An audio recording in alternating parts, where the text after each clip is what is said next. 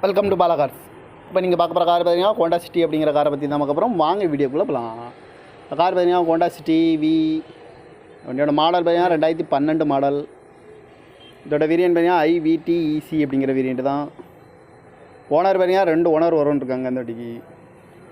இது ஒரு பெட்ரோல் வண்டி தான்.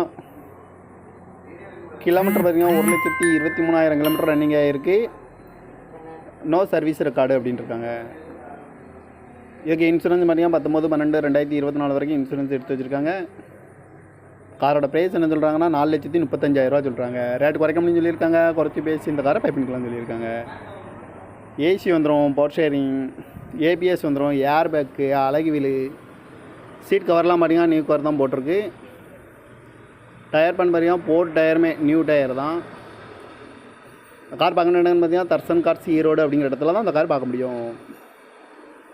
TN